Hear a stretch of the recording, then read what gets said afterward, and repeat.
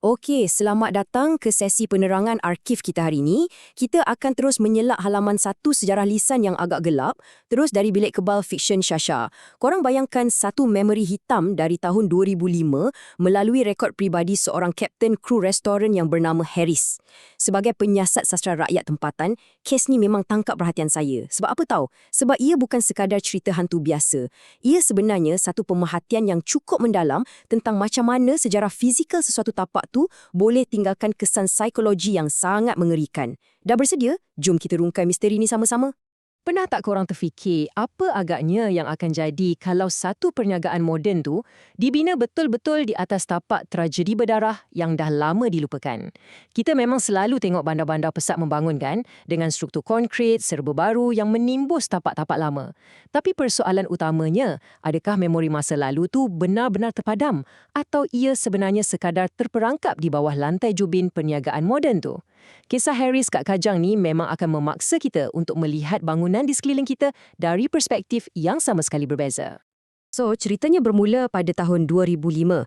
Latar belakang kisah ni sangatlah spesifik. Sebuah bangunan 4 tingkat kat pusat Bandar Kajang yang menempatkan sebuah rangkaian restoran makanan segera yang sangat terkenal. Walaupun ia sebuah franchise yang moden, bangunan tu sendiri digambarkan sebagai bangunan yang sangat usang. Korang cuba bayangkan suasana kelam dia macam ni. Tangga kayu lama yang akan berkeriat ceriut setiap kali dipijak. Ia automatik menetapkan satu suasana yang sangat berat, sunyi dan penuh dengan karakter fizikal yang menakutkan. Benda ni memang bertentangan sama sekali lah dengan imej ceria yang sepatutnya ada pada sebuah restoran makanan segera. Mari kita telusuri sikit struktur bangunan ni supaya kita boleh faham tahap klaustrofobia yang dialami oleh para pekerja kat situ. Di tingkat bawah adalah ruang pesanan yang sentiasa sibuk. Naik tingkat 1 dikhususkan untuk pelanggan makan. Tapi bila korang naik je ke tingkat 2, tempat letaknya pejabat dan stor, suasana dia terus berubah jadi sangat sunyi. Dan di tingkat paling atas, yang betul-betul terasing dari dunia luar adalah asrama untuk pekerja lelaki. Pembahagian ruang ni sangat penting untuk kita faham sebab ia tunjukkan macam mana entiti atau sejarah bangunan ni mula mengasingkan dan mengganggu pekerja di kawasan-kawasan yang paling terpencil. Okey, jom kita tengok insiden pencetusnya, macam mana rentetan gangguan ni bermula. Berdasarkan rekod dari Harris, gangguan pertama ni berlaku pada bulan ketiga dia bekerja kat situ. Masa tu, dia tengah sibuk mengira stok inventory sorang-sorang pula tu pada waktu malam. Tiba-tiba, dia nampak sesuatu dari pantulan pintu kaca peti sejuk beku. Ada seorang pelajar lelaki dengan potongan rambut pendek yang kemas, pakai pakaian seragam sekolah lama, sedang berdiri kaku kat sudut sinki sambil membelakangkan dia. Suasana waktu tu memang amat sunyi, cuma dengar bunyi titisan air pipe je. Harris masa tu positif lagi. Dia ingat tok adik kepada salah seorang pekerja, jadi dia tegur. Tapi, bila dia berpaling untuk tengok depan-depan, sudut tu sebenarnya kosong sepenuhnya. Tak ada siapa-siapa. Bila Haris laporkan kejadian tu kepada pengurus cawangan dia, Encik Khalid, jawapan yang diterima tu bagi saya amat mengejutkan dan agak suram. Encik Khalid cakap macam ni, selagi dia tak kacau kerja, kau buat tak tahu saja. Kat sini bukan kita saja yang mencari rezeki. Maksudnya kat sini, pihak pengurusan memang dah tahu entiti tu ada di sana. Tapi atas alasan kelangsungan ekonomi dan bisnes, diorang pilih untuk menormalisasikan benda tu selagi ia tak mengganggu operasi harian restoran. Lepas tu, entiti ni mula tunjukkan sifat yang lebih agresif. Beberapa minggu lepas insiden Haris tu, ada seorang pekerja baru bernama Syukri berlari turun dalam keadaan pucat lesi. Dia cerita yang dia nampak kelibat seorang pelajar tengah duduk menunduk ke atas meja mesyuarat. Tapi bila pelajar tu angkat muka, tahap seram dia memang tak boleh bincang. Wajah dia rata, langsung tak ada mata, tak ada hidung, cuma kulit pucat yang licin. Insiden ngeri ni memang sangat melampau, sampaikan Syukri letak jawatan serta-merta pada hari tu juga. Korang perhatikan corak peningkatan ni, ia bukan sekadar penampakan yang rawak tau. Bermula dari bulan ketiga, yang mana ia cuma pemerhatian pasif dari pantulan cermin, ia berevolusi dengan sangat pantas kepada manifestasi fizikal yang menakutkan, sampaikan pekerja baru sanggup berhenti kerja serta-merta. Dan ia terus mendaki ke arah insiden yang sangat peribadi yang kita akan bincangkan lepas ni. Ruang selamat untuk para pekerja ni memang telah diceroboh dengan cukup pantas. Seterusnya, kita masuk ke fasa yang lebih meremang bulu roma, bisikan di asrama. Ceritanya, motosikal Harris tiba-tiba rosak, jadi dia terpaksa bermalam bersendirian ke asrama tingkat atas. Rakan sebilik dia pula tak ada. Tepat jam 2 pagi, kesunyian malam tu dipecahkan. Harris mula dengar pintu bilik sebelah yang mana ia adalah sebuah bilik simpanan barang lama yang memang sentiasa dikunci, macam dibuka dengan kasar. Lepas tu dia dengar bunyi tapak kaki yang berat berjalan mundar-mandir, diselangi dengan bunyi kerusi ditarik dan yang paling menakutkan, bunyi helaian kertas diselak dengan sangat laju. Korang bayangkan ketakutan Harris masa tu. Dia pegang tombol pintu bilik dia kuat-kuat, rasa terperangkap, sementara bunyi dari bilik berkunci sebelah tu terus bergema menembusi dinding. Tapi, bila bunyi itu tiba-tiba berhenti, mimpi ngeri sebenar baru nak bermula. Harris yang masih terkaku kat pintu tu, perlahan-lahan intai dari celah bawah pintu dia. Dan dinampak bayang sepasang kaki sedang berdiri tegak betul-betul kat luar bilik dia. Tiba-tiba, kedengaran satu suara garau berbisik dari sebalik daun pintu tu. "Jangan bising, aku tengah belajar." Bisikan ancaman tu memang buatkan Harris terus melompat ke katil, menyelubung diri dia dalam selimut dan menggigil ketakutan sampai ke pagi. Insiden inilah yang secara langsung mengaitkan entiti tersebut dengan identiti seorang pelajar.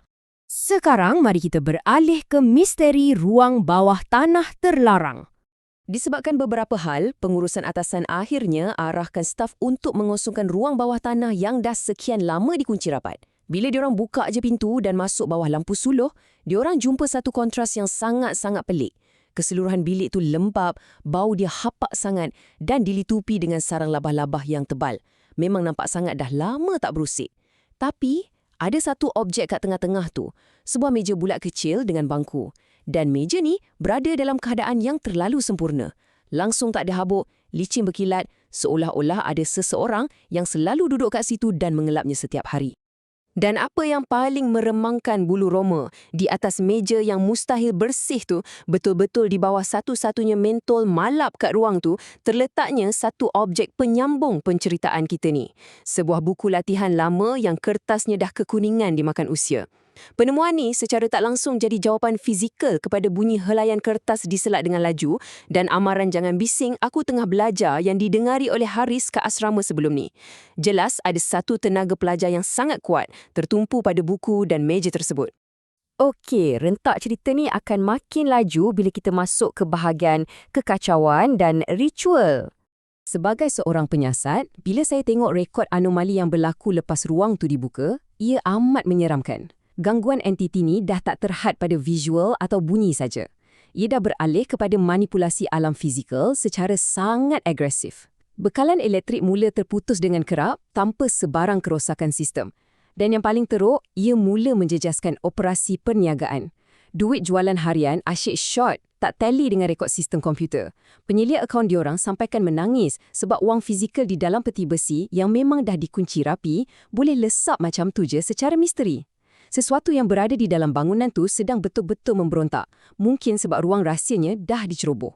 Dalam keadaan yang makin terdesak dan huru-hara ni, pihak pengurusan panggil seorang pengamal perubatan Islam bernama Ustaz Mansur.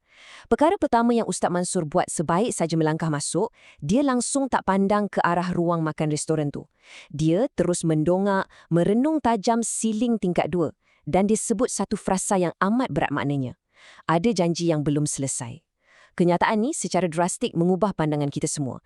Ini rupanya bukan sekadar gangguan jin rawak yang menumpang, tapi sesuatu yang berakar umbi secara mendalam dari sejarah tapak bangunan itu sendiri. Semasa Ustaz Mansur mulakan langkah pembersihan kat tingkat atas tu, kru restoran dikejutkan dengan satu fenomena luar biasa yang tak masuk akal. Harris sendiri gambarkan bunyi tu macam ada enjin kapal terbang yang sedang mendarat dengan dengungan yang betul-betul memekakkan telinga tepat di atas bumbung bangunan tu. Masa diorang tengah tutup telinga ketakutan, tiba-tiba, entah dari mana, seekor burung gagak hitam muncul menembusi tingkap yang dah ditutup rapat. Gagak tu terbang, hinggap di bahu Ustaz Mansur dan sekelip mata ia terus gaib.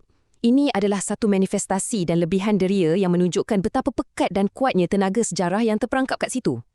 Kita dah sampai ke penghujung kisah, bahagian abu sejarah. Lepas ritual tu selesai, segala-galanya akhirnya menjadi jelas. Ustaz Mansur mendedahkan realiti sebenar tentang bukti sejarah tapak tersebut. Rupa-rupanya, bangunan restoran 4 tingkat tu dibina betul-betul di atas bekas tapak sebuah sekolah kecil. Dan sekolah tersebut pernah hangus terbakar dalam satu tragedi yang amat tragis berpuluh tahun yang lalu. Jadi pelajar yang diorang selalu nampak tu, budak yang asyik belajar dengan buku nota kuning dia, tu bukanlah entiti jahat atau demon. Dia hanyalah saki-baki memori hitam. mendalam. Satu cibisan trauma sejarah yang terperangkap dalam gelung masa. Memori seorang kanak-kanak yang mungkin cuma cuba cari perhatian yang tak sempat diterima semasa hayatnya. Kesudahan cerita ni sejujurnya amat tragis dan sayur. Setahun lepas kejadian tu memuncak, pihak pengurusan restoran makanan segera akhirnya angkat bendera putih. Bangunan tu terus ditinggalkan, ditutup sepenuhnya sebelum ia ditukar menjadi sebuah gudang perabot bertahun-tahun kemudian.